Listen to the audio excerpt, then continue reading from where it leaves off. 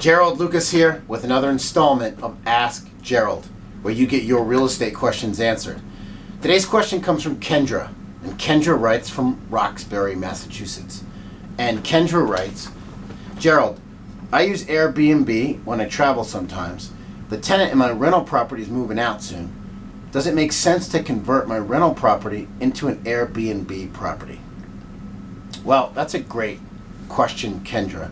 And actually, there are investors now that specifically look for and seek out investment properties that they can put on Airbnb, VRBO, HomeAway, or these other real estate app platforms. So they're looking for investment properties specifically for those platforms. But the main issue you've got to think about in determining whether you want to go that route is the fact that by offering your property on Airbnb, you're changing the nature of your investment from a long-term rental to a short-term rental. And that brings with it potential costs, additional, and potential benefits.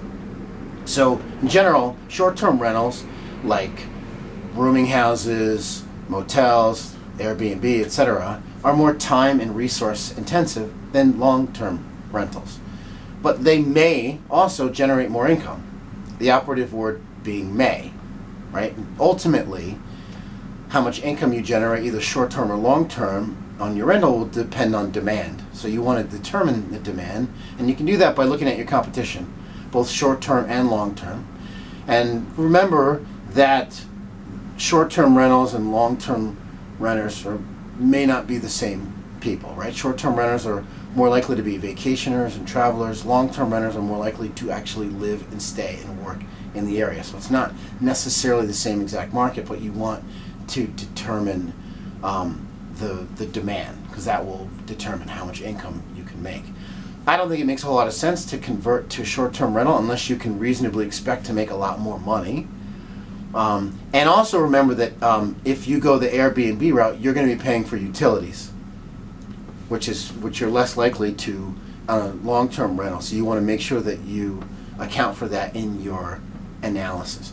But even through your analysis, if you determine that you can make more money through a short-term rental by putting it on Airbnb, you still got to look in the mirror and be honest with yourself and see if you're willing to make the commitment and sacrifice to do the additional work or take the additional responsibility associated with the short-term rental. So that's marketing, that's cleaning. Every time someone moves out of your place, you've got to get it ready, you've got to clean the sheets, etc. I mean, that's what running a short-term rental is all about. You got to make sure that you're willing to make that commitment.